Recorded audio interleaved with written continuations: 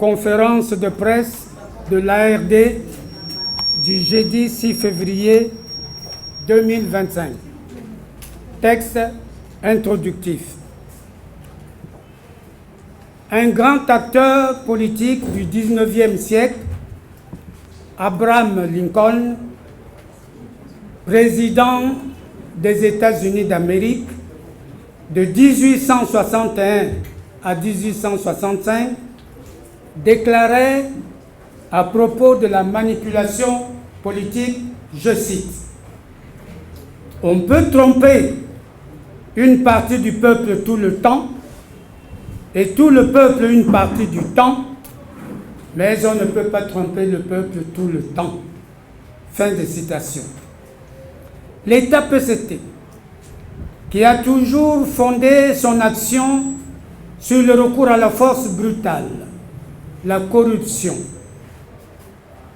le mensonge éhonté, la manipulation de l'opinion, la ruse politique et l'enfumage, martèle chaque jour, sans la moindre honte, que le Congo va bien et qu'il poursuit sa marche vers le développement, alors que le pays est en faillite totale et en cessation des paiements courants du fait de sa mauvaise gouvernance par le pouvoir actuel.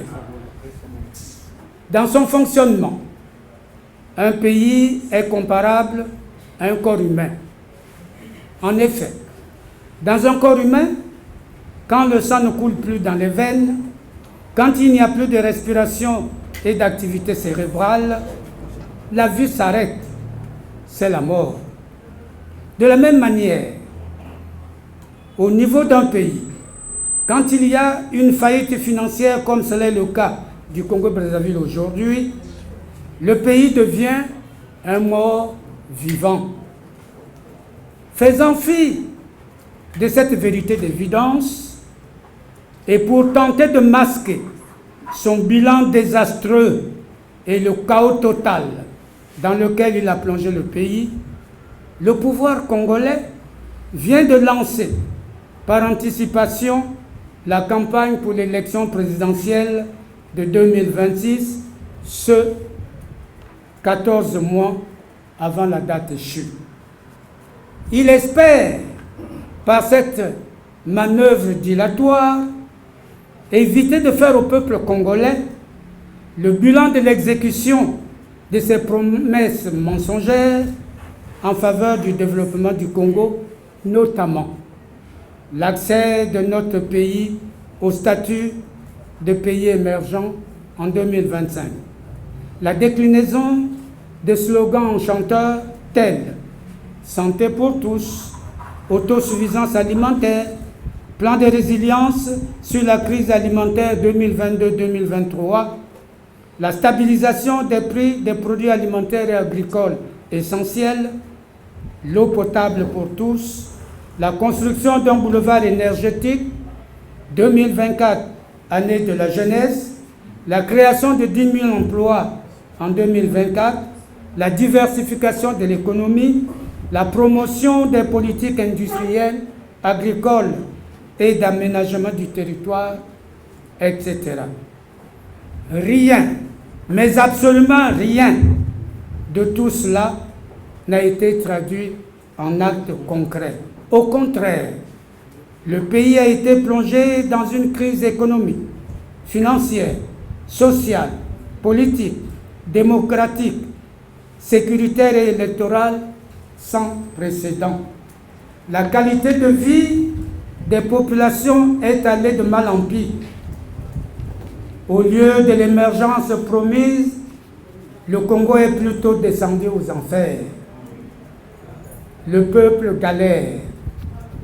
Malgré ce contexte morose, prenant les Congolais pour des imbéciles, malléables et corvéables à merci, l'État PCT tente de faire oublier les vrais problèmes du moment, à savoir le calvaire que vivent les populations avec les délestages quotidiens d'électricité, la grave pénurie de carburant dans un pays pourtant troisième producteur de pétrole de l'Afrique subsaharienne, la faillite financière du pays, la cessation des paiements courants et leurs conséquences dramatiques pour les couches populaires.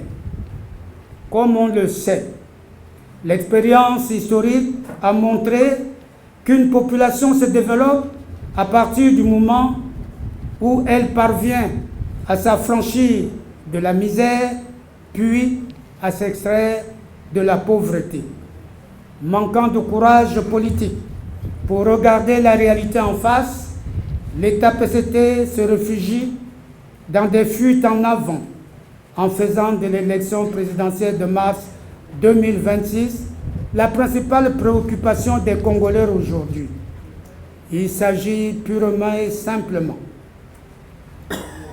de l'enfumage, c'est-à-dire d'une dissimulation ou d'un camouflage de la réalité quotidienne sur le terrain, d'une volonté délibérée de brouiller les cartes, d'une duperie, en somme, d'une pure diversion pour tromper les consciences insuffisamment averties. C'est un jeu de dupes et un attrape-nigo.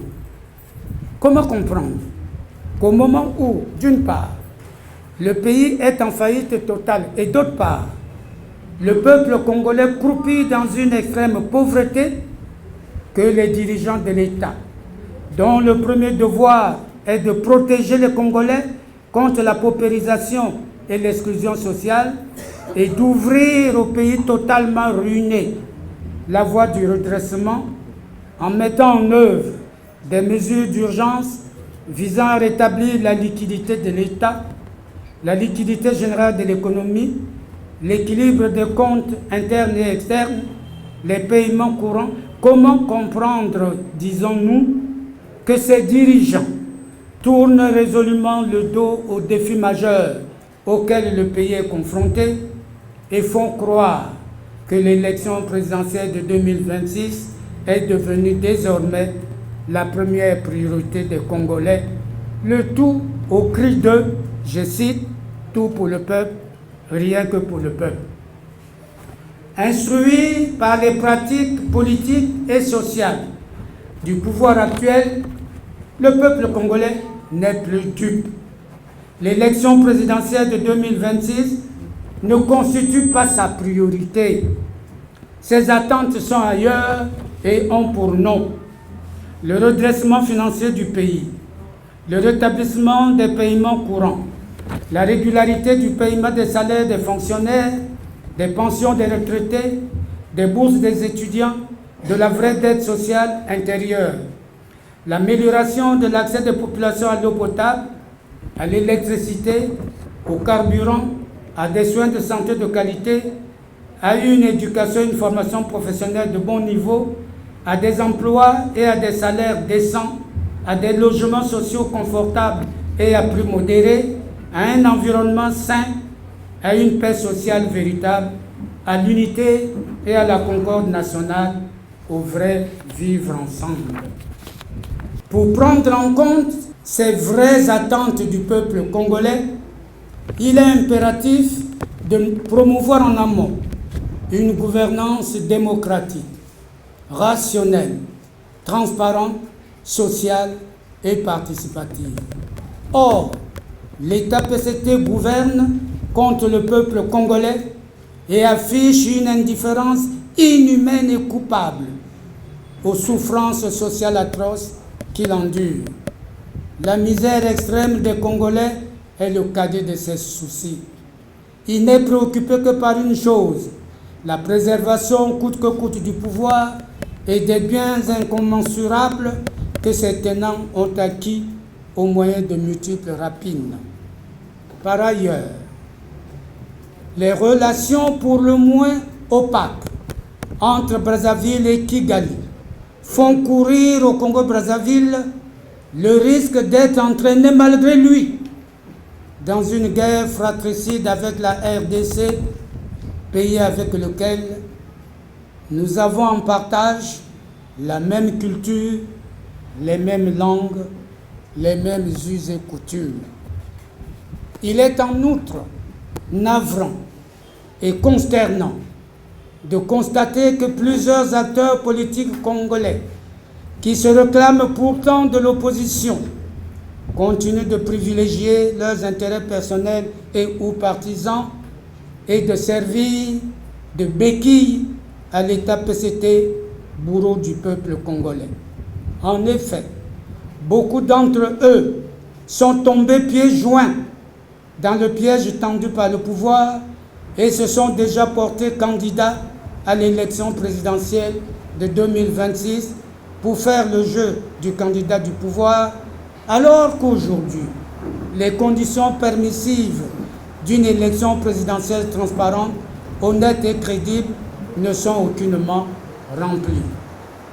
Avant d'aller à l'élection présidentielle de mars 2026, il y a des conditions préalables à remplir. Ces conditions sont notamment l'organisation d'accords partis entre la mouvance présidentielle et la mouvance oppositionnelle, d'un recensement administratif spécial pour déterminer de façon consensuelle un corps électoral fiable et des listes électorales honnêtes et crédibles.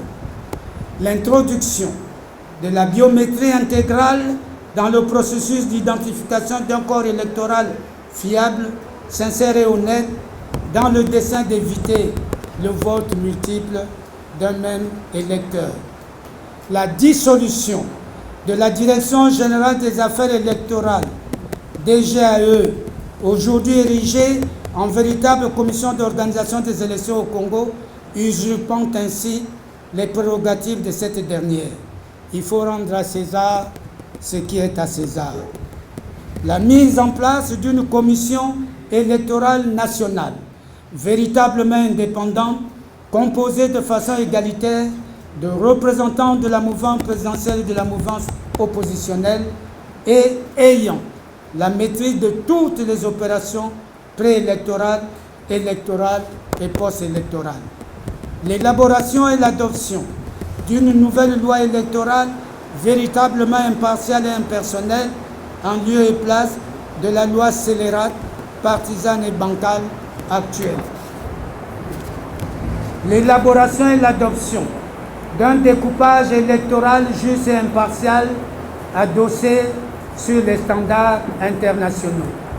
La mise en place d'un comité arbitral indépendant chargé de gérer le contentieux électoral en lieu et place de la Cour constitutionnelle aux ordres du pouvoir. La neutralité des agents de la force publique affectés à la surveillance des élections. L'interdiction absolue pour les préfets, les sous-préfets, les maires, les administrateurs maires, les chefs de quartier et de village tenus au respect de la neutralité d'être responsables ou membres des commissions locales d'organisation des élections, comme cela est le cas dans le système électoral mafieux à l'œuvre depuis 2002. La proclamation des résultats provisoires et leur affichage dans chaque bureau de vote. La remise aux représentants de chaque candidat dans les bureaux de vote d'une copie des résultats provisoires dûment signée par tous les membres du bureau de vote.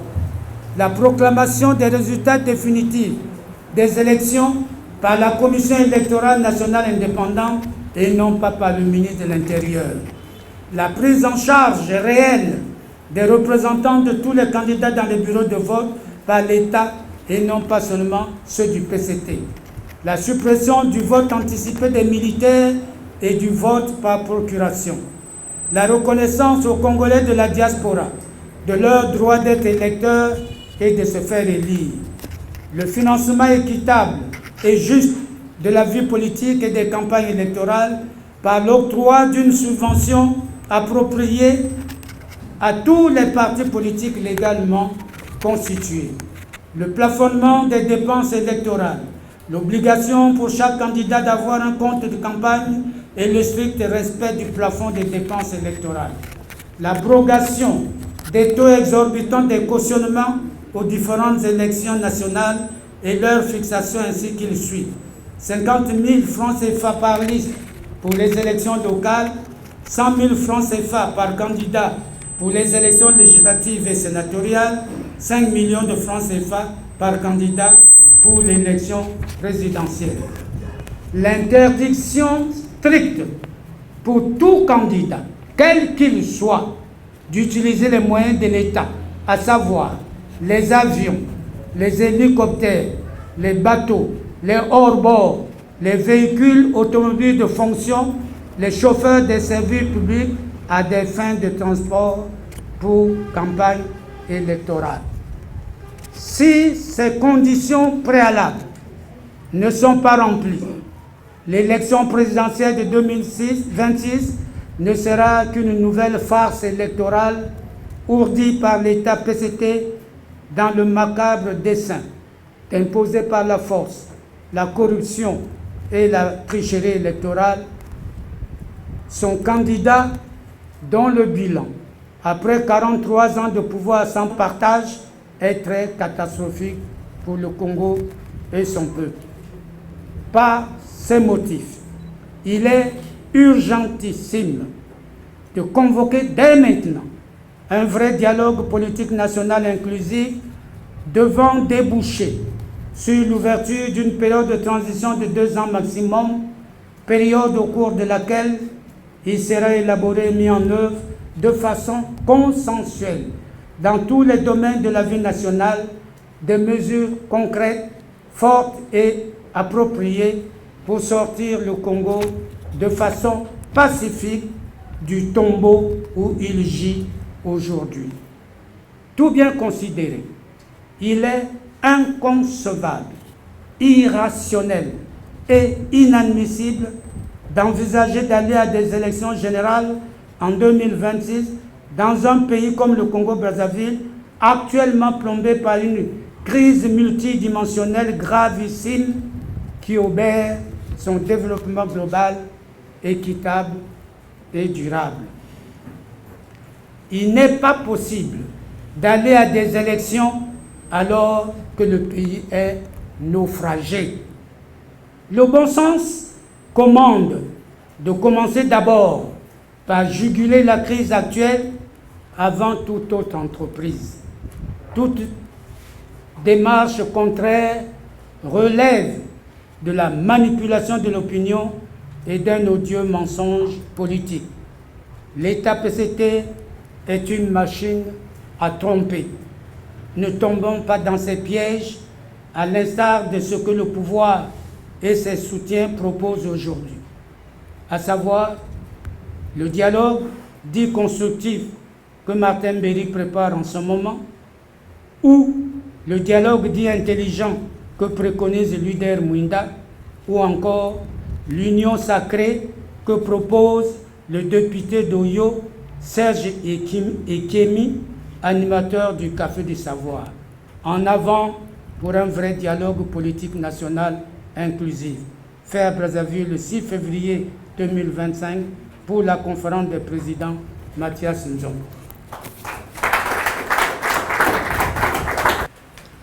Après l'opération vente des terres, maintenant on est à l'opération envahissement du pays par des mercenaires rwandais. Qu'est-ce que nous avons à foutre avec les Rwandais dans ce pays? Là, je ne parle pas des Centrafricains et autres. Et les autres attendent en Centrafrique. Hein. Vous savez, rien que dans Bangui, vous trouverez plus de 300 militaires rwandais qui gardent même la présidence. La situation doit inquiéter tout Congolais. Pourquoi cela? Pourquoi? Et ensuite, nous avons la situation économique qui est très grave. Voilà, nous sommes un pays pétrolier.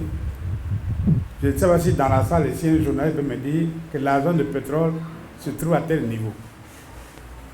Je vous ai souvent rappelé ici, nous produisons en moyenne par an 100 millions de barils de pétrole, sur lesquels, après déduction des charges sur le profitable net, la part du Congo varie entre 35 et 40%. Et les cargaisons sont remises à la SNPC qui vend ce pétrole mais qui n'a jamais rapatrié l'argent ici. Mais si la SNPC ne rapatrie pas l'argent, cet argent sert à quoi? Et il va où? Allez au trésor, notre trésor, qui est la caisse de l'État, il n'y a rien. Je crois que c'est la honte qui les a poussés à aller ouvrir le compte à la banque postale, où n'importe qui allait signer avec la signature, sauf le TPJ et ses cadres. Mais n'importe qui du ministre aux agents allait signer là-bas pour prendre l'argent. Et l'argent des impôts, des douanes, tout ça. Mais l'argent du pétrole, nous voulons savoir où est-ce qu'il est. Aujourd'hui, nous vendons le pétrole, mais nous devons encore aux traders internationaux. C'est-à-dire les vendeurs de pétrole sur le marché international. D'où vient la dette? C'est dû à quoi? Parce que pour tromper les Congolais, quand ils veulent payer les salaires pour nous tromper, et alors on demande une avance sur un trader. Le trader peut faire l'avance de 2, 3, 4 cargaisons. On paie les salaires, l'argent passe par Paris, Libreville, Brazzaville, à travers une banque, je ne cite pas le nom. Et quand on a payé les gens, on m'a de rembourser. Mais le Congo ne vend plus le pétrole aux fameux traders, ils vendent le pétrole ailleurs. Et ça crée la dette vis-à-vis de ces traders-là. Mais vous, les journalistes, vous devez faire des enquêtes pour comprendre ça. Vous devez enquêter. Et ensuite, vous connaissez la technique. Normalement, lorsque un exportateur congolais vend la marchandise sur le plan international, il encaisse l'argent sur le correspondant de son banquier. L'argent est transféré au Congo et ça passe nécessairement par le compte d'opération, c'est-à-dire le Trésor français et la Banque de France. La Banque de France transfère cet argent à la BEAC et la Banque centrale de l'Afrique centrale, par Yaoundé et Brazzaville, encaisse l'argent dans un compte du Trésor à la Banque centrale. Il m'est arrivé parfois de vous donner les sortes de compte du Trésor à la Banque centrale. Il n'y a rien. Il n'y a jamais eu ce mouvement. C'est simple, vous les journalistes. Mais le vice-président, le vice-gouverneur de la Banque centrale, c'est un Congolais. Organiser une émission, dites-lui, mais comment vous recevez combien pour l'année? Il n'y a pas longtemps, rappelez-vous, il y a eu une rencontre des chefs d'État à Yaoundé. Le nôtre a refusé de partir, il a fui. Pourquoi? Parce que le vieux de l'Afrique centrale s'est fâché. Parce que nous avons des problèmes, notre compte est déséquilibré. On demande qui c'est qui est déficitaire. Mais le Congo est largement déficitaire en matière de réserve de change internationale. Alors, on prend, comment il s'appelle, le Premier ministre de la Makosso, on l'envoie là-bas. Qu'est-ce qu'il va dire devant les chefs d'État? Qu'est-ce qu'il connaît pour aller situer le fait que nos réserves de change internationales ne rentrent pas en compte?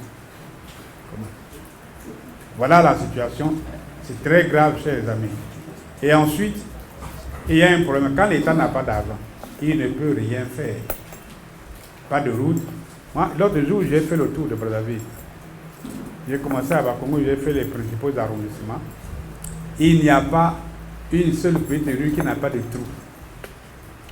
Il faut être solide, la voiture vous bouscule. Et il faut le faire quand vous n'avez pas mangé. J'ai fait tout le tour. Mais un pays pétrolier, les routes sont comme ça. Mais ce n'est pas seulement ici.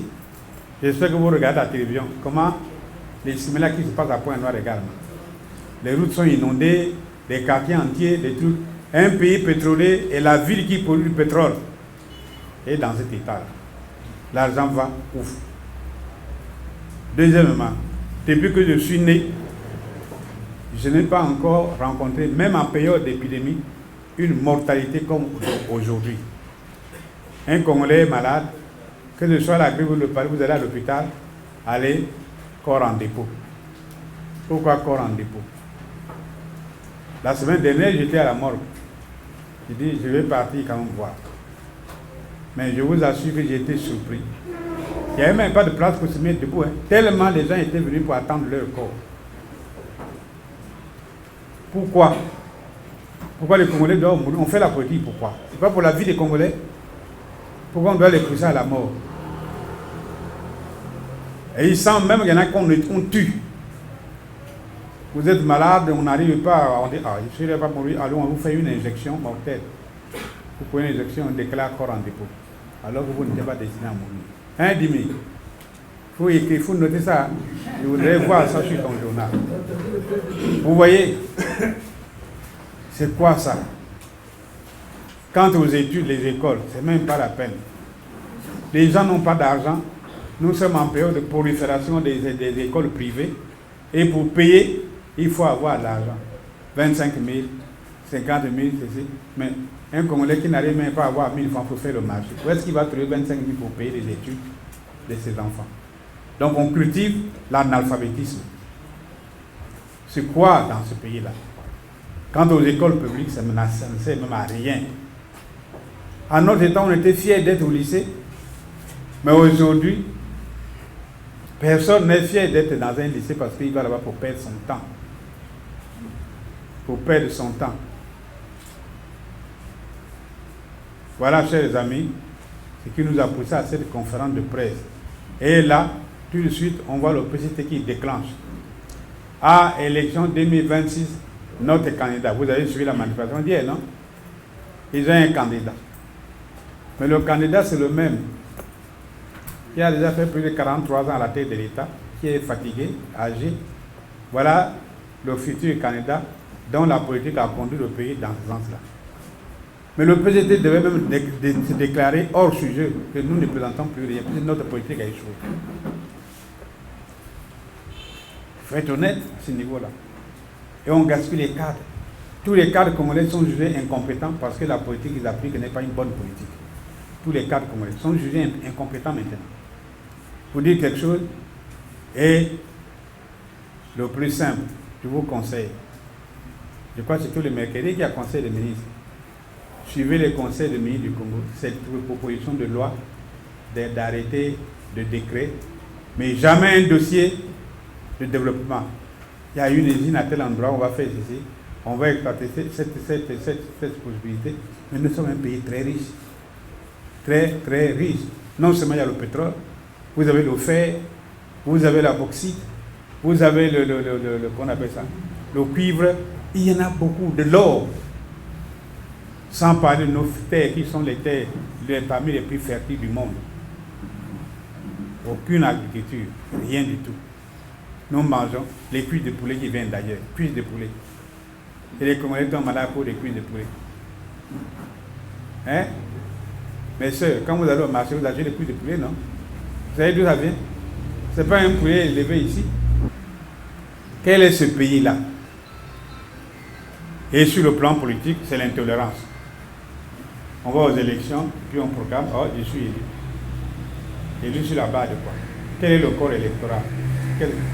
Il y a quelque chose qui est en train de se préparer. Vous savez, la petite Ingrid, là, je ne sais pas où est-ce qu'elle a fait le recensement, a proclamé qu'après le recensement, la population ne pouvait monter à 6 millions 100 et quelques mille habitants. Bon, dans quel village on a fait le recensement dans ce pays-là? Vous avez été recensé, vous? Pourquoi aller proclamer ce genre de choses? Et puis, si on doit préparer pour les élections, nous l'avons dit, il faut un corps électoral bien défini, mais d'accord parti. C'est l'application à la biométrie intégrale à ce corps électoral qui donnera les résultats acceptables. Mais non, on fait les meetings, j'attends après le truc de PDP hier. Il y a encore quelqu'un qui veut faire la rencontre de vivre ensemble, qui injurie même les gens. Vous voyez, le Congo est devenu un pays de bandits. Ce gars-là, il est bien mis là, député du PCT d'Odio. Vous êtes sûr que ce petit-là peut m'inviter? Moi, je vais du ça que lui. Et il prétend que c'est moi qui lui avais donné le boulot, c'est moi qui l'ai formé. Mais ça t'autorise à venir me ridiculiser comme ça et passer mon image à la télévision. Quand c'est comme ça, on passe. Hein? Monsieur Jean va venir pour faire un expérience sur quoi?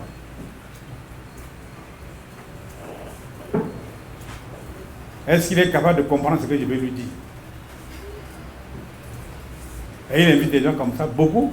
Moi, j'ai mes collègues de l'opposition, certains, qui sont en train d'injurier, disent, ah, qu'est-ce qu'on fait? On va le taper. J'ai dit, non, restez tranquille. Et puis, dans la salle, il ne vous verra pas. Restez tranquille. Et après, Mais quand on est vieux, on se le pose. C'est le cas de Mbéry Martin. Il était pour lui à Paris, on les fait venir ici. Voilà. Contacte les gens pour un dialogue constructif. Je sais qu'il a contacté les gens, mais il y en évitant certains qui peuvent le ramener à sa place. Ceux qui le connaissent bien, comme moi, je le connais très bien. Même au débat à sa profession d'avocat. J'attendais qu'il vienne. Il ne peut pas, il connaît qui est Mathias John. Alors, voilà des trucs comme ça pour nous tromper. Et vous, les journalistes congolais, dites quelque chose. Et écoutez, voyez, le nouveau président américain vient de faire une déclaration sur Gaza. Mais vous avez entendu le tollé général à travers la presse, non? La presse a attaqué partout. Qu'est-ce qu'il veut? Alors que moi, quand les Américains l'ont élu, j'avais déjà appelé les amis américains pour dire vous vous êtes trompés. Ce monsieur-là ne vous apportera rien. Ah ben, il se convainc que maintenant, voyez les déclarations qu'il fait. Comment il va venir chercher les Palestiniens qui sont chez eux à Gaza? Lui, il prend la position pour faire de ça une zone de plaisance comme à la Côte d'Azur et tout ça. Et chasser les gens envoyés dans les pays arabes. Il veut provoquer une guerre mondiale. Et si les pays arabes disent non, nous prenons les armes, on va aller. Mais il y aura une guerre mondiale. Lui, il va se mettre à tuer qui? La presse prend ça en charge. Mais vous, je vous demande, parlez de ça, de la situation de notre pays, de ce que le président est en train de faire. Les marches. Hein, maintenant, c'est quoi? Le patriarche et le timonier. Timonier de qui? Donc voilà, chers amis, le but de cette rencontre avec vous, en espérant que l'opinion nationale sera informée. Parce que si l'opinion n'est pas informée, le pouvoir n'informe pas, comment voulez-vous que les Congolais se mettent debout pour prendre des décisions? Ici, c'est un cas pratique. Vous êtes venu ici certainement en taxi. Regardez comment sont les rues de Brazzaville. Pour avoir un taxi, c'est un problème. Pourquoi? Il manque de carburant. C'est quoi? Le carburant qui est produit à Pointe-Noire n'est pas vendu ni à Pointe-Noire même et à Brazzaville. Et nous avons des problèmes pour avoir le carburant. Ça vient d'où ça? Et pour avoir quelques carburants, vous savez ce qu'on fait? Ça vient de Kinshasa. Hein? Kinshasa a une raffinerie. Hein? Mais c'est une honte. Bon, quelqu'un me disait, mais Mathias, chez vous, la honte n'existe pas. Je dis, oh, comment? Moi, j'ai honte. J'ai honte. Je dis, oh non, c'est pas vrai. Si tu as honte, donc tu n'es pas congolais. Voyez, chez vous, il y a des choses qui se passent là-bas et tu ne peux pas avoir honte. Vous vous rendez compte? Le carburant que nous consommons ici, pays pétrolier, vient de Kinshasa. Au lieu que c'est nous qui envoyons le pétrole à Kinshasa. Quel est l'intérêt du pont quand on parle du pont sur le Congo? Quand on parle du pont, je proposais qu'on fasse le chemin de fer à double voie. On construit des entrepôts d'ARC chez nous, ici à Brazzaville, à Pointe-Noire à Brazzaville, et le pont travaille jusqu'à Kinshasa. Comme ça, un pays de 100 millions d'habitants va importer énormément pour nourrir ces 100 millions d'habitants, et nous allons ramasser ce qui tombe à travers les taxes, les frais de transport et tout ça. Et maintenant, c'est nous qui associons là-bas. C'est quoi cette histoire-là? Voilà, chers amis, le débat que nous avons proposé. Il faut donc régler la question préalable, c'est du pouvoir. Il faut, dans ce pays, il faut une alternance. S'il n'y a pas d'alternance, ce pays-là va sombrer. Et l'alternance 2026, si nous arrivons à nous entendre, sera l'année de l'alternance. À moins que le peuple décide autrement pour dire, bon, maintenant nous avons trop attendu. On est d'accord là-dessus? Voilà, je vous remercie, c'est ce que je voulais, pour commencer le débat, vous dire. Merci beaucoup. Au moment où le pays est en faillite totale, au moment où dans le pays il y a cessation des paiements courants, on nous dit que la priorité des attentes des Congolais, c'est l'élection de mars 2026. Nous disons que ça, c'est de la duperie. Comment voulez-vous construire, aller à des élections dans un pays qui est naufragé. Moi, quand je me lève le matin, il n'y a pas d'eau. Il n'y a pas de courant. Maintenant, il n'y a plus, on ne peut pas se déplacer, il n'y a pas de carburant. Mais dans une situation comme celle-là, où le peuple galère, où la priorité des responsables, c'est de promouvoir des mesures de redressement du pays, alors on nous dit non, il n'y a pas de crise, le pays va bien, on va aller à des élections. Voilà un autre mensonge que nous déconstruisons dans ce texte. Enfin, nous disons, si l'on veut aller à l'élection de 2026, il y a d'abord des conditions à remplir. Parce que depuis 2002, il n'y a jamais eu d'élection démocratique au Congo. Et ces conditions, nous les avons énumérées. Je tenais à rappeler ces idées fondamentales pour que chacun intervienne dans ce sens-là par rapport à ce que nous avons dit. Merci et on allait à vous. Je pose donc mes questions pour le compte du groupe Brazanet et le Patriote. Ma première question c'est de savoir, le doyen Hélène Dacinet de l'Euro précisé, c'est depuis 2002 que vous réclamez certaines conditions pour des élections que vous attendiez, auxquelles vous devez librement ou du moins être candidat. Et il s'avère que de 2002 à aujourd'hui, on est à 22 ans, sinon 23. Est-ce que l'heure n'a pas peut-être encore, n'est pas venue de faire que vous ayez une position d'ensemble au niveau de l'opposition pour faire infléchir ou faire fléchir le Parti congolais du travail et ses alliés? Sinon, sur quoi comptez-vous que cette fois-ci vous serez entendu? Au lieu peut-être de condamner vos collègues de l'opposition, est-ce que vous ne pouvez pas les approcher, avoir une coalition pour que soit que vous ayez un seul candidat après avoir obtenu les conditions pour faire face aux autres? La dernière, c'est celle de savoir si vous n'êtes pas déjà en retard, étant donné que vous le dites que les autres sont déjà en campagne. Est-ce que la caravane n'est pas encore passée maintenant que les chiens aboient? Je vous remercie.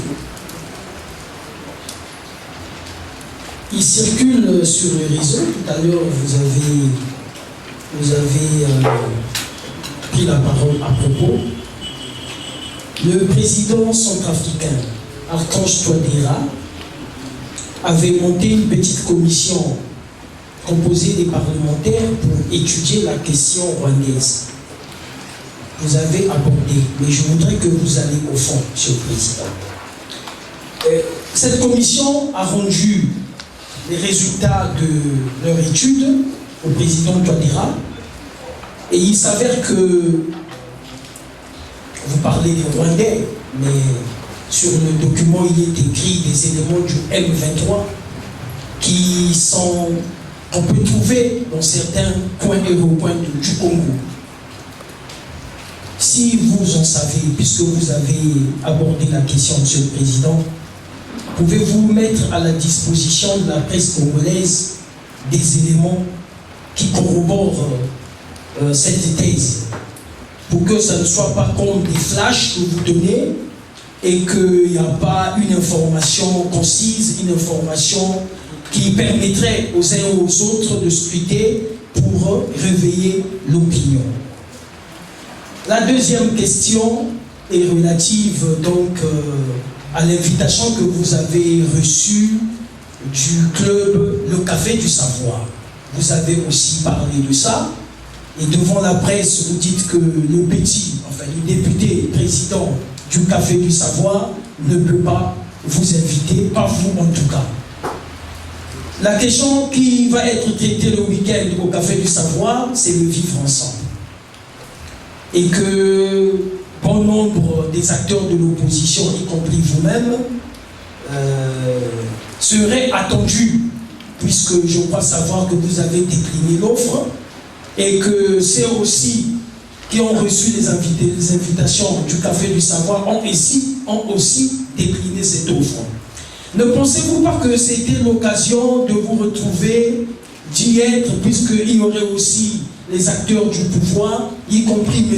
Berry Martin, qui est le secrétaire général du dialogue national, du Conseil consultatif du dialogue national, j'avais dit, qui a aussi une communication à faire. Parce que être là-bas, vous direz ce que vous pensez, les gens vous scouteront et des recommandations certainement seront dressées. Au lieu, devant la presse nationale, de refuser l'offre et de qualifier le député, c'est un petit pour vous, il ne peut pas vous inviter. Il y a un grand nombre de conditions pour que l'élection se tienne avec transparence. J'aimerais savoir quelles sont les démarches que vous avez entreprises pour que vous soyez finalement écoutés et que ces conditions soient réalisées. Est-ce que vous avez déjà entrepris des démarches, une approche qui est déjà dans les tuyaux pour que vous arriviez à obtenir gain de cause, puisque tu l'as rappelé, chaque fois que vous demandiez ces PA. Alors, vous avez aussi parlé de la transition, une transition de 2 ans. Alors, j'aimerais savoir qui en sera le président. Nous avons aussi l'actualité politique caractérisée par l'éviction de Kilumi Kiambungu au poste de 2e secrétaire. Il faut savoir que Kilumi Kiambungu se réclame aussi de l'opposition. Est-ce que vous avez une réflexion sur ces faits? Et la dernière question, c'est le conflit qu'il y a à l'Est. Quelle est votre position? Êtes-vous souhaitez la RDC ou vous êtes neutre? Quelle est votre position par rapport à la situation de la RDC qu'elle vit à l'Est? Merci. Pour la parole accordée, Monsieur le Président. Nous savons tous que les mêmes causes produisent souvent les mêmes effets. Et donc, le chien aboie, la caravane passe. Vous avez remarqué que l'heure de faire des réformes pour une bonne élection présidentielle n'est plus au rendez-vous. Parce que le temps se fait très court. Et donc, le dialogue inclusif que vous cherchez me semble un peu, pas pour dire impossible, mais négligé au second degré. Alors, que serez-vous résolu à faire en mars 2026? Encore la politique de la chaise vide. Et vu tout cela, qu'est-ce que vous attendez de la population? Parce que nous, la presse, on va relayer l'information. Vous attendez quoi de la population? Monsieur le Président Mathias, est-ce que vous imaginez toujours à la tête de ce pays? C'est les 2 petites questions que j'ai. C'est la toute première. Est-ce que vous vous imaginez toujours à la tête de ce pays? La deuxième. On n'a pas bien compris là. Est-ce que Monsieur le Président vous vous imaginez toujours à la tête de ce pays? Est-ce que vous envisagez toujours commander ce pays?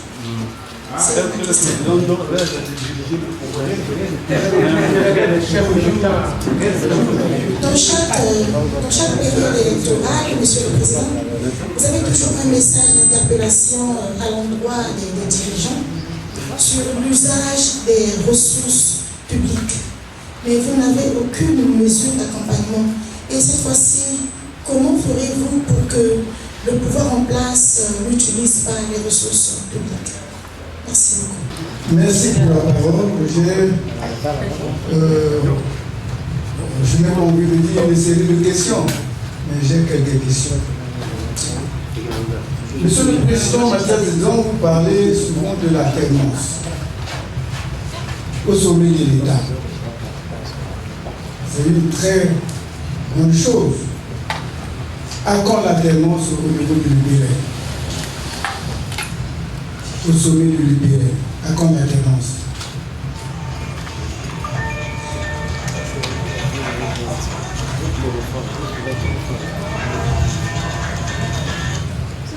Je vous ai suivi surtout la communication qui a été faite par M. Hulot tout à l'heure.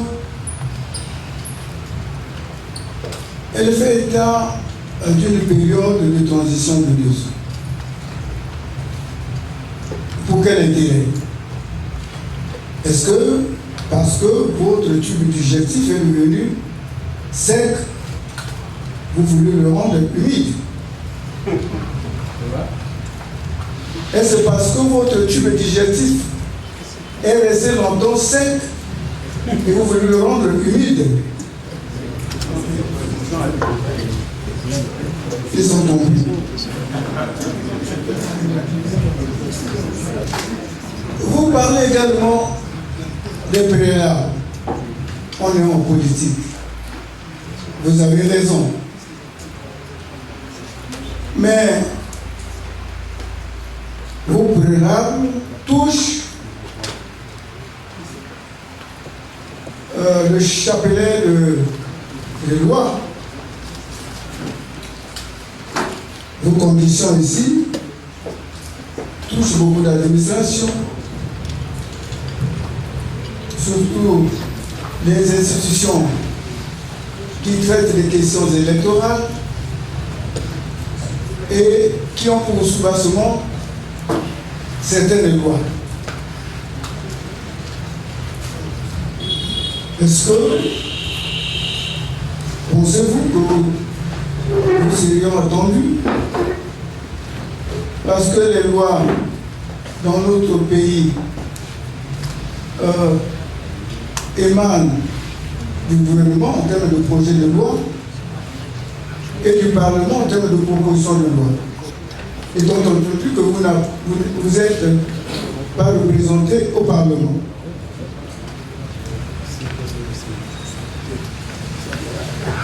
Monsieur le Président, Mathieu Zedon, oui, vous êtes un cadre de ce pays. Vous avez une expérience, oui. Certains de vos collègues politiques vous reprochent une certaine arrogance, un certain mépris pour les autres, une arrogance qui frise même le dénigrement.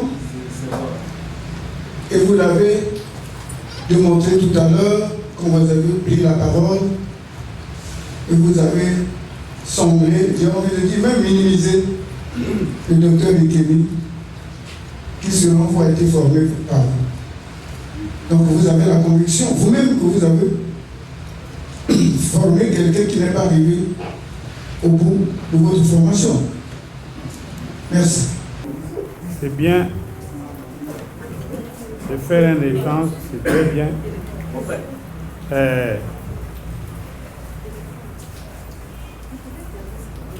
Mais dit le patriote, depuis 2002, nous réclamons les conditions pour aller aux élections. Et maintenant, nous réclamons la même chose, c'est que le problème n'est pas de réfléchir au niveau de l'opposition.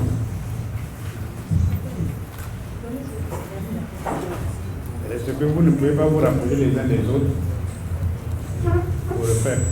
Mais vous vouliez que nous venions exposer ça ici. Ça ne se dit pas. Nous ne pouvons pas être à l'opposition, ne pas avoir de contact avec l'opposition. Mais, vous savez, au niveau de l'opposition congolaise, vous avez l'opposition corrompue, qui ne pense qu'à son argent.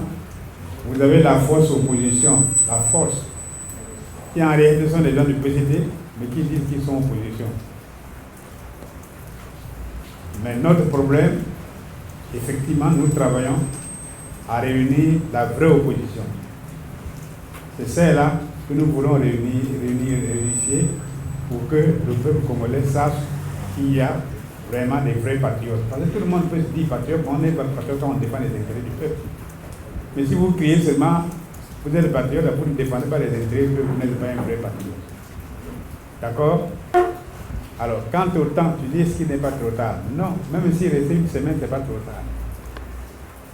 parce qu'il suffit que nous nous accordions sur la nécessité de mettre en place les conditions pour une vraie élection. Quand en ce moment la date sera fixée, quand les vraies élections seront réunies, on fixera une nouvelle date. Quand nous disons qu'il faut ouvrir une transition, c'est pour mettre en place les conditions pour que, après la transition, qu'on convoque une vraie élection présidentielle. D'accord? Donc c'est ça, mais je sais que Jimmy connaît ça. Hein? Même les gens qui sont au PCT le connaissent ça. Bon, quand Chrysostome, il dit qu'il faut aller au fond des choses, notamment après la réunion organisée par Touadéra. Hein? C'est ça, non? Sur la question des Rwandais. Attention, c'est un piège. Hein? Sur le M23. Mais le M23, vous suivez la communauté internationale. Le M23, c'est un groupe congolais qui est encadré, soutenu, équipé par le Rwanda. Vous pouvez le savoir comment un petit pays comme le Rwanda cherche à occuper un pays de 100 millions d'habitants. Quel est le vrai problème? C'est ça que la communauté internationale de rechercher et les grands savent. Et c'est pour ça qu'ils demandent au Rwanda de retirer son assistant. Si le Rwanda retire, vous n'entendrez plus parler de M23. Le mot M23 est mis en avant pour camoufler les Rwandais. Même chez nous. Chez nous, il n'y a pas de M23, ce sont des Rwandais. Ici, là. Il n'y a pas de M23 au Congo. À Maluku, à Lingula, à Igné, dans Brazzaville, ce n'est pas le M23, ce sont des Rwandais. Des mercenaires rwandais. Ne vous faites pas d'illusions. D'accord? Parce que vous ne connaissez pas le fond. Hein? Non, je vais donner le fond. Je vais donner le fond, c'est important. Rappelez-vous qu'il fait un temps ici, vous les journalistes, vous n'avez pas parlé, le président Sassou avait tenté de faire modifier la Constitution pour créer un poste de vice-président de la République où il devait nommer son fils, Christelle Tiki Sassou. Et le Christelle, qui était le candidat envisagé, étant donné qu'il y a d'autres représentants au niveau de la famille, est allé au Rwanda signer des accords avec Kagame pour avoir un soutien militaire. Voilà comment l'affaire a commencé. Il faut dire la vérité aux Congolais. C'est ça que vous devez dire. Et c'est ça qui continue à nous hanter, à poser des problèmes dans ce pays. Et vous, les jeunes, mettez ça. Et nous, je l'ai déclaré publiquement. Il n'y aura pas dans ce pays, si le président Sassou décide de se retirer de la politique, il n'y aura ni neveu, ni enfant. Les Congolais sont mûrs, il n'y aura pas de succession familiale ici. Nous ne sommes pas un royaume. Vous avez compris? S'il veut avoir un royaume, il n'a qu'à aller voir Roi Makoko et s'arranger avec lui pour avoir sa place là-bas. Donc voilà, ce que je voulais te dire. Ensuite, l'invitation des cafés de savoir vous dire que vous voyez, mais ce qui est mis à l'intelligence de demander aux hommes politiques de venir se réunir avec lui. Il a été instrumentalisé pour faire cette réunion-là. Et surtout inviter des gens comme nous. Vous voyez, nous on a dit comment un député d'Oyo qui réunit les gens contre son pouvoir, il ne peut pas. S'il n'a jamais été élu à Oyo, il a été nommé. Pour être nommé, il faut être du pouvoir, non? Et il nous invite, nous on a négocié, on ne peut pas aller tout seul. De quoi nous avons décidé? Il dit le vivre est vrai. Et comme ils savent que moi, Mathias, dont je ne suis pas déplacé, alors ils ont demandé à ce gars-là de tout faire pour rencontrer le sultan.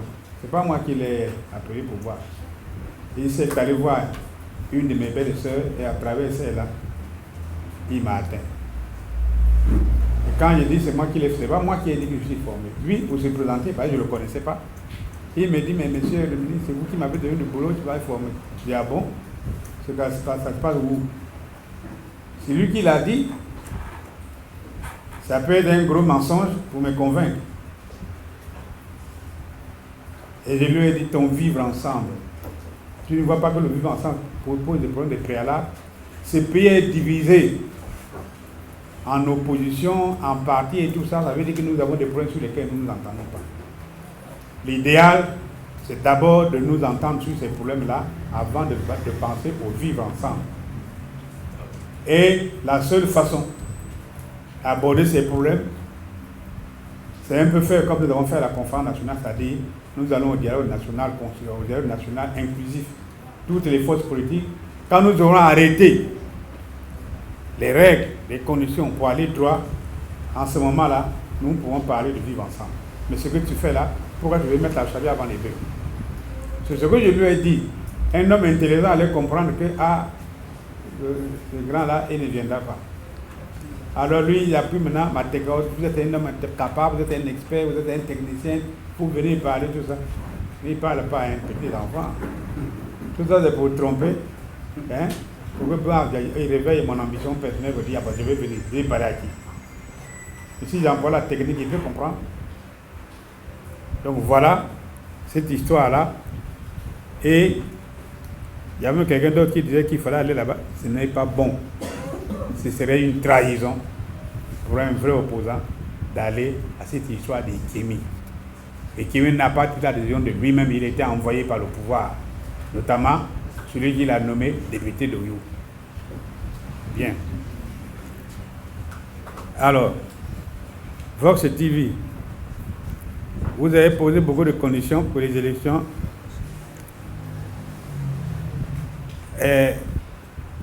Qui sera le président de la transition? Mais comment? Nous sommes des démocrates. Quand nous aurons arrêté la décision qu'on va en transition, ce sont ceux qui ont décidé qu'ils vont voter le président de la transition. On peut voter n'importe qui, pourvu qu'il soit capable de conduire la transition. Mais je ne peux pas venir pour dire, moi, déjà, je me présente comme le gars de président de la transition. Non. Ce sont les démocrates et patriotes congolais qui vont le décider. Ce n'est pas moi. Sinon, ce serait arbitraire. D'accord? Bien. Et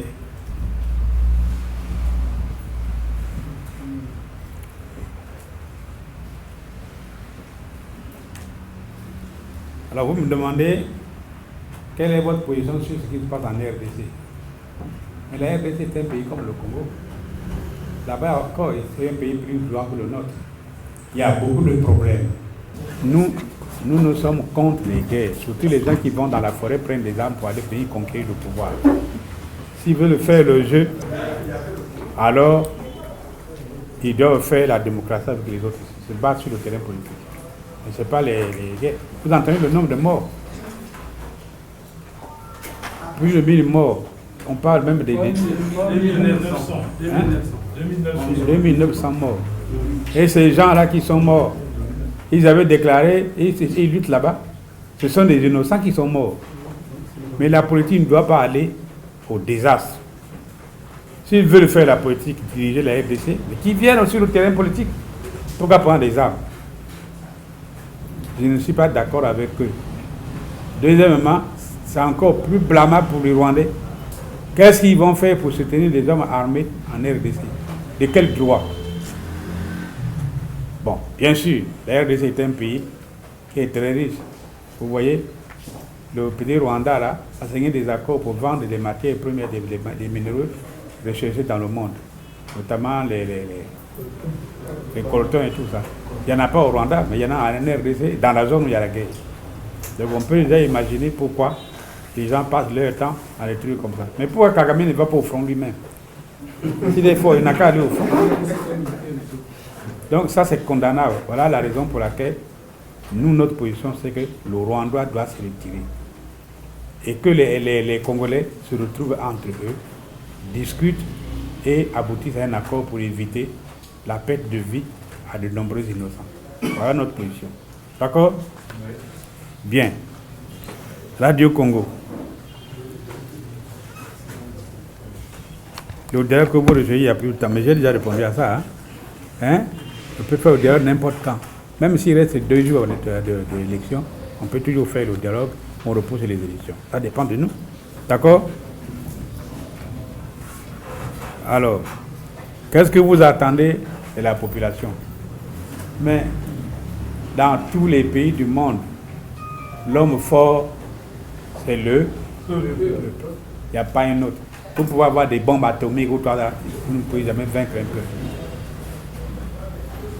Hein? L'homme fort, c'est le peuple. Tout changement dans un pays est un changement déterminant lorsqu'il provient du peuple. Mais ce que nous ne voulons pas, c'est qu'à travers la position du peuple, on arrive à un massacre inutile. Vous voyez, non? Et je vais vous donner un exemple. Quand l'abbé Fulbert Yulu est parti du pouvoir, c'était uniquement une question simple. Les syndicats de Brazzaville avaient demandé des augmentations de salaire.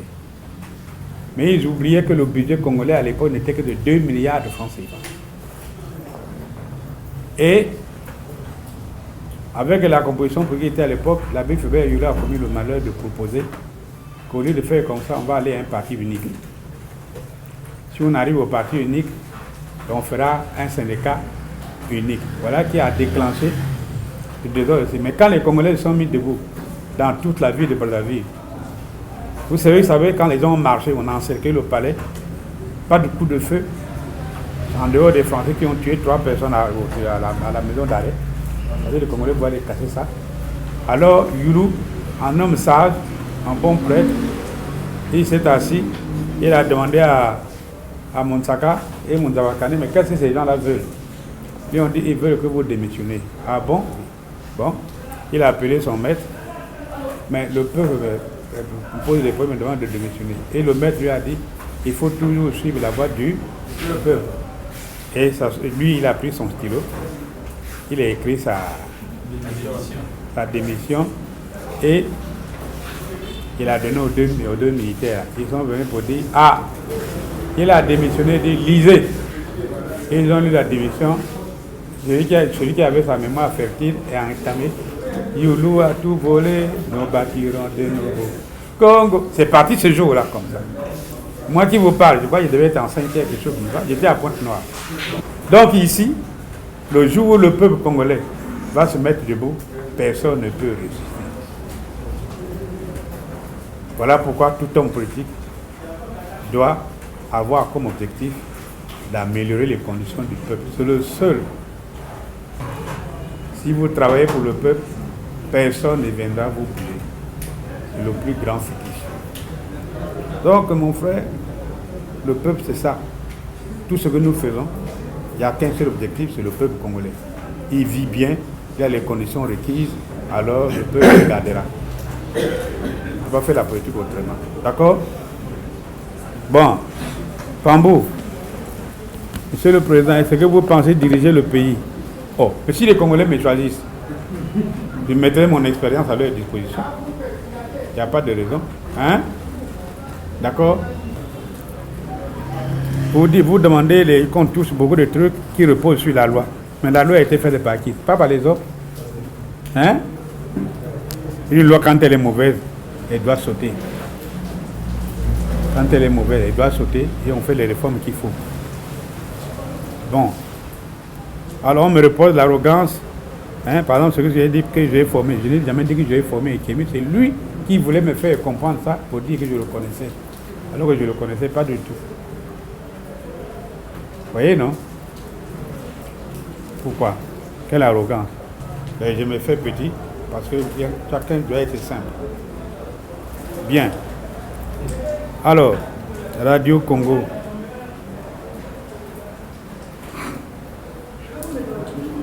Si les conditions que nous exigeons ne sont pas réunies, est-ce que vous allez vous présenter aux élections, à cette élection? Moi, je vous retourne la question. La question qu'il faut se poser, c'est comment faire que le peuple congolais refuse cette élection si les conditions ne sont pas réunies? Pas moi en tant qu'individu. Il faut que le Congo dise cette élection, les conditions ne sont pas réunies. Ça suffit comme ça. Ça suffit. D'accord? Beaucoup de nos frères ont perdu la vie pour ces histoires-là. Alors ce n'est pas le moment de blaguer. Et nous, si les conditions ne sont pas réunies, nous adressons au peuple congolais pour dire prendre tes responsabilités. Le Congo ne peut pas continuer à aller comme ça. Bien. Vous parlez toujours à la veille des élections. Vous parlez qu'il y a au café de savoir, mais le café de savoir c'est une tricherie. Je ne peux pas aller m'amuser avec des gens qui trichent. Le café de savoir est une grande tricherie, c'est une escroquerie, je ne peux pas y aller. Vous voyez? Et je ne suis pas seul. Tous les secondes contrôleurs comme les voix opposants qui ont été touchés ont refusé d'y aller. D'accord? Oh, qui va? Le président n'a jamais dit que le pays va haut, mais le mot d'ordre ici c'est la marche vers le développement, non? C'est pas ça? Le président ne reconnaît pas la crise. S'il reconnaissait la crise, il ne ferait pas ce qui se passe là. Pour le président, il n'y a pas de crise. Je vais vous dire une chose. Nous ici, nous sommes à la direction du parti. Personne n'a un salaire. Mais à la direction du PDT, ils sont tous salariés. Salariés sont payés par quel budget? Ils ont des salaires fonctionnels. Le secrétaire général a le salaire de ministre d'État qui cotise là-bas. Donc voilà la situation. Les salaires là viennent d'où? Voilà le peu que j'avais, hein? Que je voulais dire. D'accord, allez-y. Je voudrais vous rappeler un certain nombre de faits incontestables. D'entrée de jeu, je voudrais dire que nous sommes entrés en politique non pas par calcul, non pas par intérêt, mais par conviction politique. Nous avons choisi de défendre la cause du peuple congolais parce que pour nous, le but de la politique, c'est de promouvoir le bien-être politique, économique, social, culturel et environnemental de tous les Congolais et de chaque Congolais. Nous n'avons pas d'ambition personnelle. Notre boussole, c'est le peuple congolais. Et je vais vous en donner des exemples. Nous étions du PRL au F2U. Le F2U, c'était le PCT et d'autres partis. Le président Sassou lui-même nous a proposé de fusionner en un seul parti. C'est-à-dire que ceux qui ne sont pas du PCT, parce que nous n'étions pas les seuls qui n'étions pas du PCT, le parti de Nzé, le parti de Bokilo, le parti de Fila et bien d'autres, l'UPRN, nous n'étions pas du PCT, mais nous avions une plateforme commune qu'on appelait les F2U, les Forces démocratiques unies. Le président Sassou nous a demandé de fusionner en un seul parti. Deux partis des F2 ont dit non. L'UPRN et le parti de Nick Fila. À l'époque, nous avons dit non. Le président Sassou nous a dit, bon, puisque vous ne voulez pas vous mettre ensemble avec le PCT, alors vous, ceux qui ne sont pas membres du PCT, mais qui sont membres de FCE, formez une plateforme et puis cette plateforme va signer un accord avec le PCT. Nous, UPRN, nous avons refusé. Et les autres, les Opimba, les Nzé et les autres, ils ont créé les FDL avec les Tassois. Ils sont allés là-bas. Nous avons dit non. Parce que à l'intérieur des F2, il y avait des contradictions sur la conduite du pays. Nous avions formé à l'intérieur le groupe des 5, c'est-à-dire le parti de Bokilo, le parti de Tassoua, le parti d'Opimba, le parti de Nzé et l'UPRN. Nous nous opposions là-bas, à l'intérieur, au PCT, parce que leur pratique Nous, on ne les acceptait pas. Et c'est face à ça que le président nous a fait ces propositions. Nous avons dit non. Alors, de telle sorte que si nous avions accepté d'aller, de fusionner avec le PCT, nous serions aujourd'hui au pouvoir. Si nous avions accepté d'aller avec les Tassoa, les autres, les Opimba, aujourd'hui nous serions au pouvoir comme eux. Nous serions ministres comme eux. Nous avons refusé. Et nous sommes allés créer l'ARD.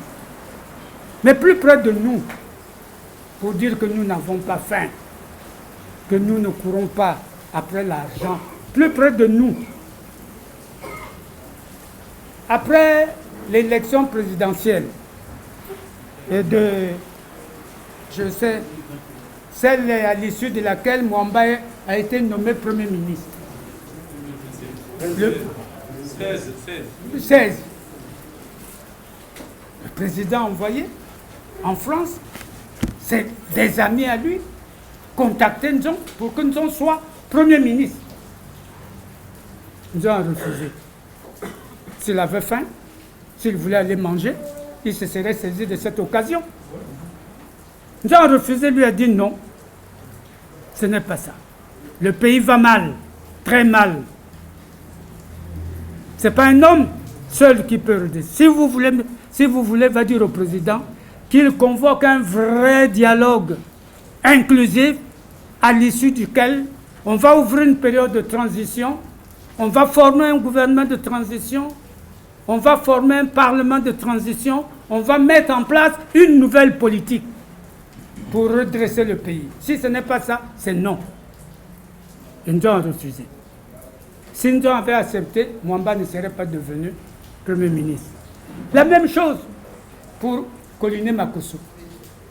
Là aussi, avant de nommer Koliné Makosso, nous avons été contactés pour être Premier ministre. Nous avons encore dit non. Voyez-vous que ce n'est pas quelqu'un qui a faim, qui veut aller à la mangeoire. Mais s'il avait faim, il voulait aller, mais il aurait sauté sur les occasions qui lui étaient proposées. Donc ce n'est pas... Non, nous, les problèmes d'argent, ce n'est pas notre dada. Nous, notre boussole, c'est le peuple. Nous nous battons pour que le peuple congolais soit heureux. Et c'est la raison pour laquelle nous avons fait cette conférence de presse. Parce que nous sommes indignés. Nous ne pouvons pas comprendre qu'à un moment où le pays est totalement en faillite, où il y a cessation de paiement, où le peuple galère, où les retraités n'ont pas l'heure, accusent 42, combien 41 mois d'arriérés. Les étudiants, c'est près de 3 à 4 ans de bourse. Alors que tous les jours, quand je me réveille, il n'y a pas d'eau, il n'y a pas de courant, il n'y a pas de carburant. Et vous vous levez pour dire non. La priorité aujourd'hui, ce sont les élections. Et alors, et donc les conditions de vie des Congolais, ça ne vous dit rien? Hein? Les conditions de vie des Congolais, c'est rien du tout. Ce qui est prioritaire, c'est aller aux élections. Ce sont les élections qui, demain, vont apporter le courant aux Congolais, vont apporter le carburant aux Congolais. Est-ce que c'est ça? Nous disons que non. Nous sommes avec le peuple congolais. Nous voulons que la tâche du gouvernement aujourd'hui, c'est de s'attaquer à la crise actuelle. Or, eux, contrairement à ce que dit notre ami Kiba, eux, ils nient la crise. Ils disent que le Congo n'est pas en crise, le Congo se porte bien, le Congo poursuit sa marche vers le développement. Et la preuve, mon cher Kiba, lorsque, dernièrement, l'ARD a fait une déclaration intitulée « Proposition pour une transition non conflictuelle et apaisée », le premier qui a réagi, c'est la présidente de la République. Les services de la présidence sont les premiers qui ont dit, contrairement aux allégations mensongères de M. Nzong, voilà, je vous renvoie à cette déclaration-là, de la presse présidentielle. Hein? Je vous renvoie à ça. C'est marqué comme ça. Ils étaient les premiers. Contrairement aux allégations mensongères de M. Donc, le Congo se porte bien et poursuit sa marche vers le développement. Et le président de la République lui-même, le 28, dans sa déclaration sur l'état de la nation en 2024, il a encore dit, le Congo se porte bien et poursuit sa marche vers le développement. Le Premier ministre, chaque jour, il martèle ce mensonge-là. Chaque jour. Il nie la réalité de tous les jours. Pour lui, nous mentons lorsque nous disons qu'il n'y a pas d'eau. Nous mentons lorsque nous disons qu'il n'y a pas d'électricité. Nous mentons lorsque nous disons qu'il n'y a pas de... Voyez-vous, les kilomètres de queue pour aller au carburant. Hein? Hier, un de nos facteurs là, il est allé depuis 7 heures et il n'a pu avoir quelques gouttes de carburant que vers les 17 heures, toute la journée. Et le PCT nie cette réalité-là, mon cher Kiba. Et toi avec, toi tu la nies aussi. Et peut-être que... Non. Non. Voilà. Donc nous ne sommes pas un parti alimentaire. Nous ne sommes pas une opposition alimentaire. Les autres font la queue là-bas, mais ils ne nous ont jamais vus là-bas. Il y en a qui s'étonnent. Oh, mais on voit tout le monde là-bas. Mais vous, on ne vous voit pas. Vous ne venez pas à la soupe. Non, non, non. Nous n'allons pas à la soupe parce que nous n'avons pas faim. Alors, même si on a faim, nous sommes dignes. Nous sommes dignes. Nous n'allons pas à la soupe. Autre question intéressante, mais vous proposez une transition. Et qui sera le président de la transition? C'est une très bonne question. Notre analyse est la suivante. Nous aimons passionnément le Congo. Nous souffrons du fait de la malgouvernance, le peuple congolais souffre. Nous souffrons du fait que, par le passé, le pauvre peuple a souffert des turpitudes de la classe politique congolaise. Nous ne voulons plus de guerre. Nous sommes contre le recours à la violence, sous toutes ses formes. Nous sommes contre. Alors, nous disons que le pays est en crise. Il est au fond du trou. Il est au fond du trou et il faut le sortir de là. Comment? Nous disons, il n'y a qu'une seule et bonne solution. Quelle est cette seule et bonne solution? Nous disons, c'est le dialogue politique national inclusif.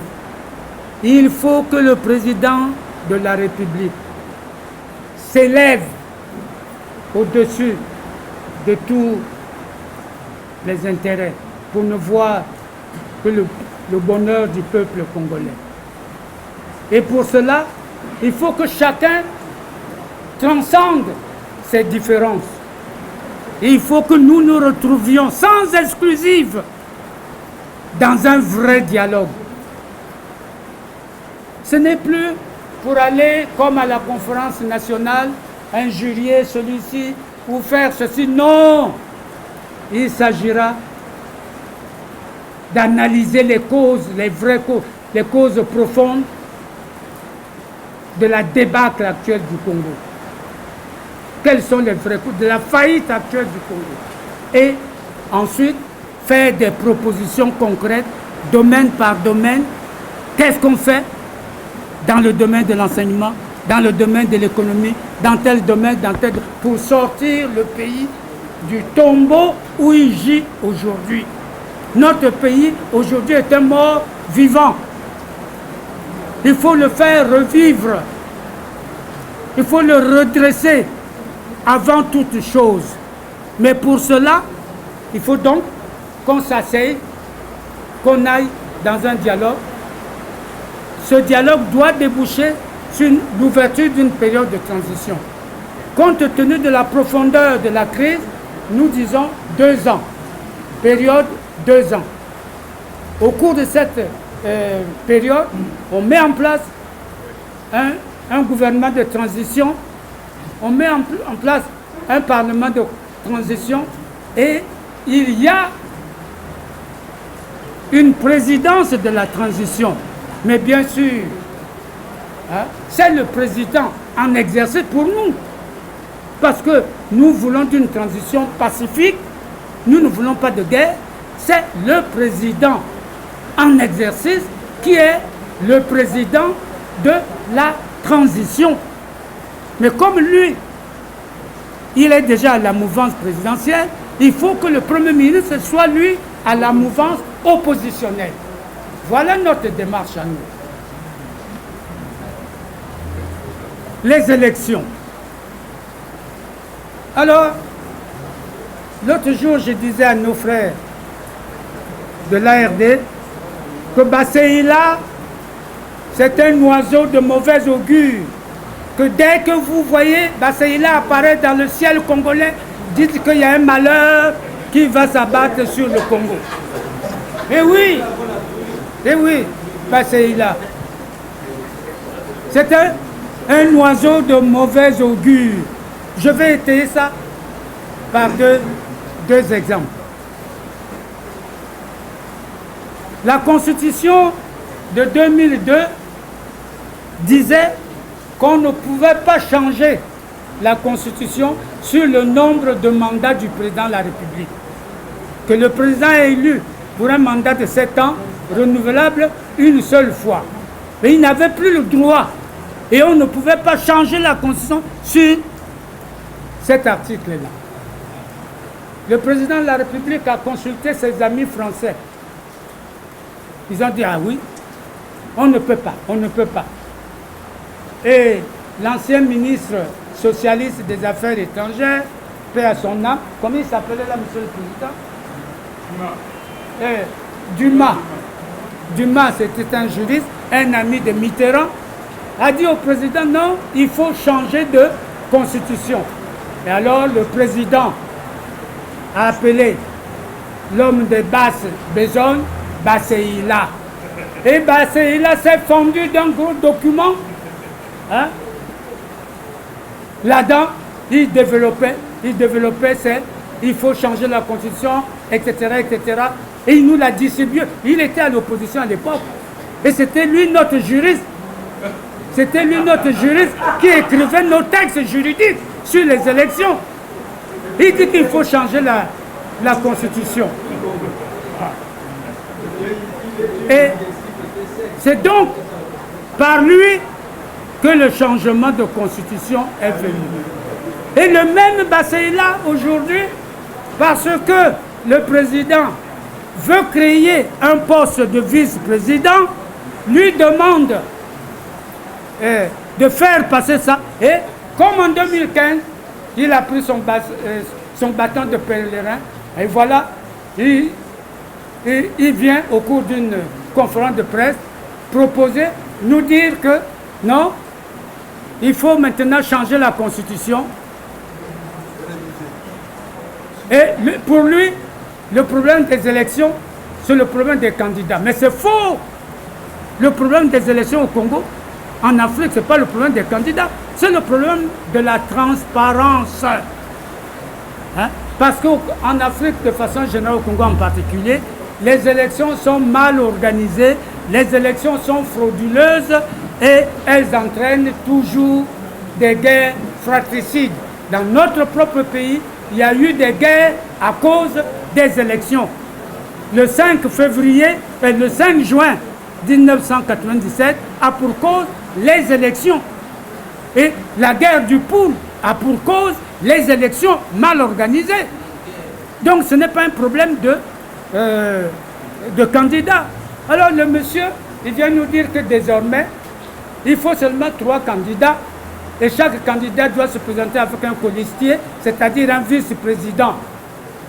Ah. Alors, vous voulez dire que nous n'avons pas d'eau aujourd'hui, nous n'avons pas de courant, nous n'avons pas de carburant parce que nous n'avons pas de vice-président. Et que demain, si on nous donne un vice-président maintenant, notre misère sera terminée. Hein? À des vrais problèmes, il ne faut pas apporter des fausses solutions. Le problème des élections, c'est le problème de la transparence. Ça n'a rien à voir avec le nombre de candidats et ça n'a rien à voir avec ce qu'ils veulent faire, la magouille qu'ils veulent faire. Hein? Dire le président Sassou est candidat et il peut choisir un vice-président et comme lui son choix c'est son fils et quand il aura dit je suis candidat, tout le monde là-bas est d'accord pour qu'il soit candidat. S'il dit le vice-président c'est mon fils, personne ne s'opposera et ça va passer comme une lettre à la poste. Et par la faute de qui? Toujours Basseïla.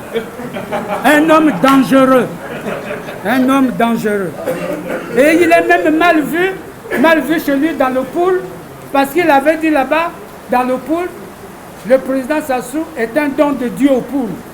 Mais il est vraiment mal vu là-bas à cause de cette déclaration. Bon, je termine en disant, le pays aujourd'hui est naufragé. Le peuple congolais galère. La priorité des Congolais aujourd'hui, ce n'est pas l'élection de 2007. La priorité des Congolais, c'est leur vécu quotidien. Ils veulent avoir de l'eau, ils veulent avoir de l'électricité, ils veulent avoir du carburant, ils veulent avoir leur salaire, leur pension, leur bourse. Voilà leurs problèmes, leurs attentes, c'est celles-là. C'est à ces problèmes-là qu'il faut s'attaquer. Il faut s'attaquer à ces problèmes. Prétendre qu'aujourd'hui, l'élection présidentielle de 2016, c'est la solution miracle, c'est de l'enfumage, c'est de la duperie, c'est de la tromperie. Et donc, avant de prétendre aller à l'élection, il faut d'abord travailler à juguler la crise actuelle. Il n'est pas possible d'aller à des élections dans un pays naufragé. Voilà notre thèse. Bien. Bon, ça va. Je voulais quand même dire un mot. Pardon, Monsieur le Président. Un mot. Hier le PCT a tenu une réunion pour rendre hommage au président Denis Sassou Nguesso. Ça, c'est leur problème, c'est leur président. Ils ont tout à fait ce droit. Mais malheureusement, qu'est-ce qu'on apprend? Que parmi les orateurs, il devait avoir le ministre Ondongo, qui devait venir nous parler du développement. Il devait venir disserter sur le développement. Mais non! Mais ce que le ministre Ondongo doit venir nous dire, c'est dans quel pays, dans quel compte sont logés nos 14 000 milliards d'excédents budgétaires dédiés aux générations futures. Dans notre déclaration, nous avions demandé au Parlement d'interpeller le Premier ministre pour qu'il demande au ministre Ondongo où se trouvent nos 14 000 milliards. Lui nous avait dit que c'était logé dans un compte de stabilisation ouvert dans les écritures de la Banque centrale. Or, M. Mathias Njon, ici présent, était à l'époque directeur national de la BAC pour le Congo. Il nous a dit, oui, il y a eu ce compte-là, mais le solde de ce compte n'a jamais dépassé 1000 milliards. Mais alors, où donc est passé le reste de l'argent? Et des sources concordantes disent même ce compte-là n'existe même plus à la Banque centrale. Alors, nous demandons au ministre Ondongo, au lieu de venir nous faire des dissertations sur le développement, nous voulons qu'ils nous disent où sont nos 14 000 milliards. Nous en avons besoin parce que c'est énorme. Vous savez que le budget du Congo, c'est 2 000 milliards par an. 14 000, ça fait le budget de 7 ans. C'est énorme. Voilà tout ce que nous lui demandons. Monsieur le Président, excusez-moi d'avoir été long. En tout cas, mais c'est bien d'être venu. Je vous remercie beaucoup, en sachant très bien que le pouvoir n'aime pas ça. Surtout dans les conditions d'aujourd'hui. Pour retrouver des journalistes, se retrouver avec en face à du matériel, disons, c'est comme un crime. Hein? C'est comme un crime. Enfin, en tout cas, félicitations. Nous avons dit l'essentiel que nous avions à dire, mais ce n'est qu'une rencontre. D'autres rendez-vous viendront, nous nous retrouverons. D'accord? Surtout que nous avons un sujet qui va demander davantage de mobilisation. La campagne lancée par le PCT pour l'élection présidentielle en 2026. D'accord? Alors, vraiment, je vous assure que nous sommes embêtés par rapport à ça. Notre frère doit se reposer. Mais nous ferons en sorte que, dans ce pays, qu'il n'y ait plus de mauvaises élections. Le peuple congolais doit se mettre debout. Et avec l'aide des journalistes pour l'information, il se mettra debout pour que nous ayons enfin de bonnes élections, que ce pays soit bien dirigé et que chacun en tire profit. D'accord? Alors faites votre travail. Nous aussi, nous allons continuer le nôtre. Hein? Mais on se retrouvera toujours. Merci beaucoup.